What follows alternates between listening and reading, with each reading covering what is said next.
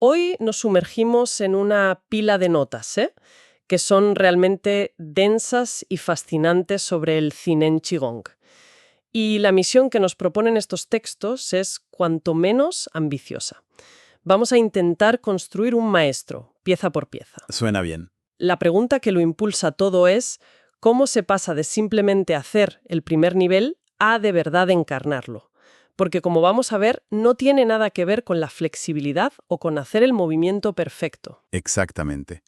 Todo el análisis se va a centrar en el método que la gente conoce como Peng Chi Guan Ting Fa. Y lo que plantean estas notas es que la maestría es un trabajo interno. Completamente. Es un salto cuántico en el uso de la mente, de la conciencia, para interactuar con la energía del universo. Así que hoy, más que de posturas, vamos a hablar de los cimientos invisibles sobre los que se construye esa maestría. Me gusta esa idea, construir un maestro desde los cimientos.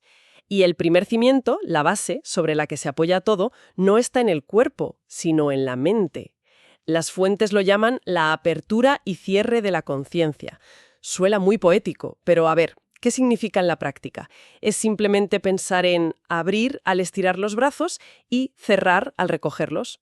Pues es mucho más profundo que eso, y es la primera gran distinción entre el principiante y el maestro. Los textos lo desglosan en 3 principios mentales que deben ocurrir. Bueno, a la vez. El primero es, literalmente, unirse con el vacío.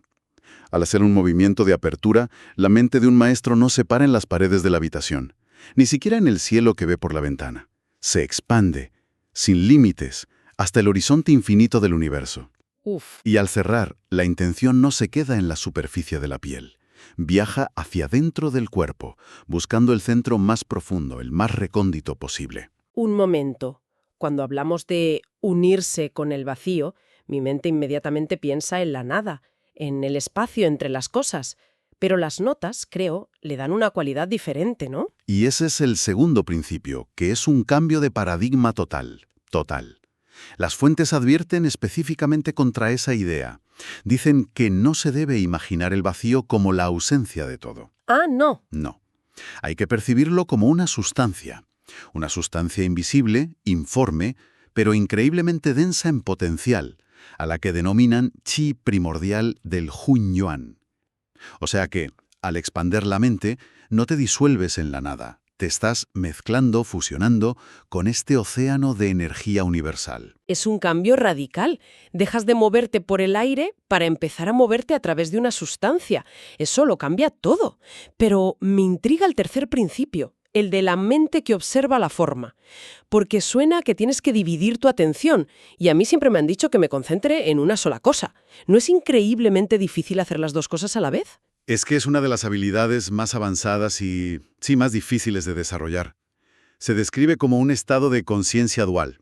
Por un lado, una parte de tu mente observa el movimiento de tu cuerpo desde fuera, con una distancia objetiva, como si estuvieras viendo una película de otra persona. Ajá. Pero al mismo tiempo, otra parte de tu mente lo percibe todo desde dentro. Siente el flujo, la temperatura, la presión, ese intercambio de ki con la sustancia del vacío. Vale. Y la clave, lo más importante, es que todo esto sucede sin un ápice de juicio. No hay un «oh, qué bien me ha salido» o «este brazo debería estar más estirado». Es pura observación, pura sensación. Entiendo. Entonces, antes de mover un solo músculo, ya hay que haber hecho un trabajo mental enorme. Expandirse al infinito, sentir el vacío como sustancia y observarse sin juzgar. Suena casi más difícil que el propio ejercicio físico. ¿Cómo se traduce toda esta preparación mental en los movimientos? Empezando por lo que muchos vemos como un simple calentamiento. Es que dejan de ser un simple calentamiento. Ese es el punto.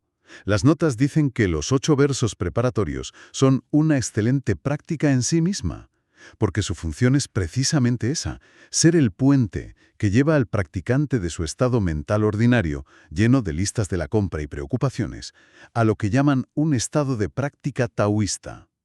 Es un ritual de transición. Un momento. Fundirse como la yema de un huevo con su clara. Me encanta esa imagen.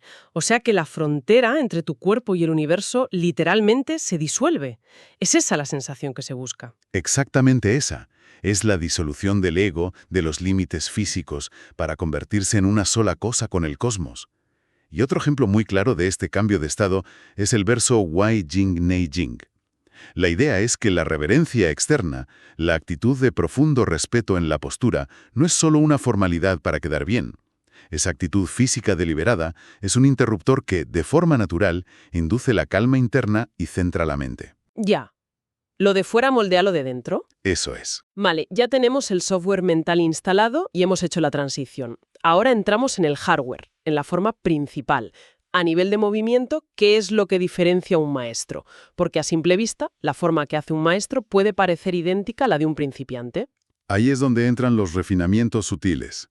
Esos detalles que para el ojo no entrenado pasan desapercibidos, pero que cambian por completo la dinámica energética. Las notas que tenemos destacan tres muy importantes. El primero es un detalle minúsculo: liderar las rotaciones con el dedo meñique. Con el meñique. Parece algo sin importancia. ¿Por qué ese dedo en concreto? Porque en la medicina tradicional china, el dedo meñique está conectado directamente con el meridiano del corazón, que es la residencia del Shen, del espíritu o la conciencia. Así que al guiar el movimiento con ese dedo, no solo estás moviendo la mano, estás usando un anclaje físico para recoger la mente y el espíritu, como dicen los textos. Vaya. Un gesto diminuto con una intención enorme. Fascinante. De un detalle tan pequeño pasamos a algo más grande. Las notas hablan de un empujar y amasar avanzado, el movimiento Twila. ¿Cómo es eso? Bueno, el principiante hace un movimiento lineal, como empujar y tirar de una puerta. El maestro lo transforma por completo. En lugar de una línea recta, el movimiento describe un arco elíptico, con pequeñas y sutiles ondulaciones. Y la mano, la palma, se vuelve activa.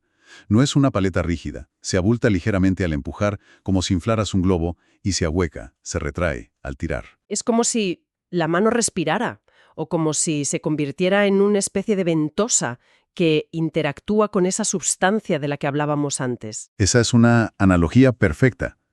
Crea un ritmo de presión y absorción, un bombeo, y conecta de forma mucho más eficiente el chi del cuerpo con el chi del vacío, ya sea el del suelo o el del cielo. La mano se convierte en un órgano de intercambio energético. Me parece una imagen potentísima. Hemos pasado del meñique a la mano entera. Esto me hace pensar en cómo se conectan las distintas partes del cuerpo en un solo gesto. Veo que las notas mencionan algo llamado la postura de los tres talentos, que parece ir justo en esa dirección, ¿no? Justo. Apunta al corazón de la conciencia unificada. Para un practicante básico, el primer movimiento de la forma es simplemente levantar los brazos. Para un maestro, ese gesto es un acto de unificación cósmica. Unificación cósmica. Sí. Es ser consciente de que está activando y conectando tres planos, tres centros energéticos o dantian a la vez. El plano terrestre anclado en el ombligo, el dantian inferior. El plano humano en los costados, en el punto Dabao, que corresponde al dantian medio. Y el plano celestial en el entrecejo, el jintan o dantian superior. Entonces, ese primer movimiento de brazos que muchos hacemos casi de forma automática, en realidad es como encender tres motores energéticos a la vez. Uno en el abdomen, otro en el pecho y otro en la cabeza. ¿Lo entiendo bien? Lo entiendes perfectamente. Es pasar de un movimiento mecánico a un acto consciente.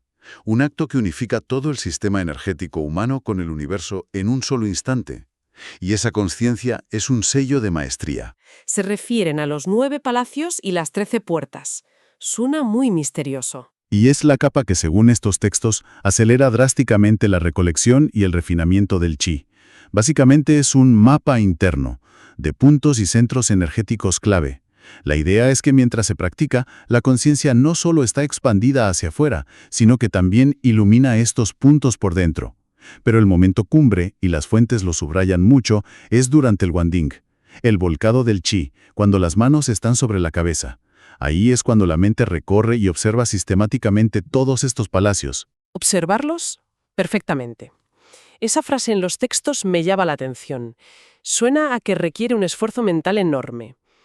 Significa concentrarse en ese punto con toda tu fuerza, como si intentaras verlo con los ojos cerrados. Es una gran pregunta, y la respuesta es contraintuitiva. Es todo lo contrario. Y aquí las notas son muy específicas. No se trata de pensar con fuerza en el punto, porque eso crea tensión. El estado que se busca es Jizhao, que se podría traducir como observación silenciosa e iluminadora. Es una meditación en movimiento. ¿Vale? Recuerdo las primeras veces que lo intenté. Mi mente era un caos. Lo estoy sintiendo ya. Esto es un hormigueo, o son imaginaciones mías.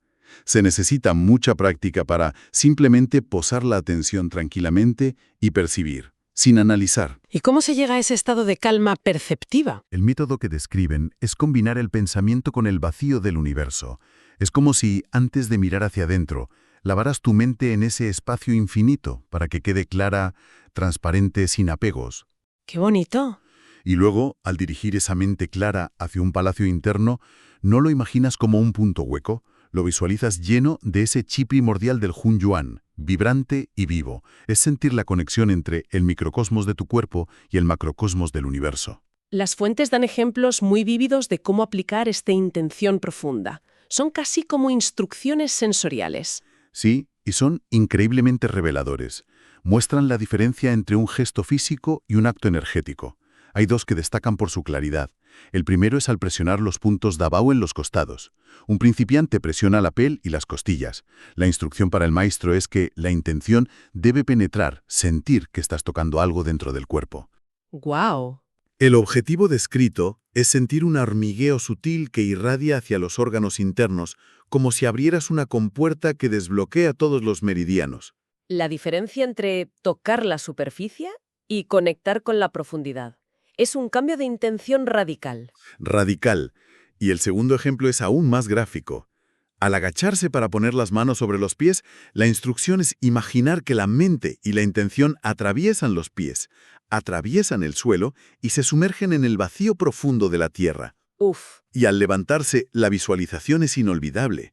Se extrae la energía terrestre como si tiraras de una zanahoria. No es un pensamiento pasivo.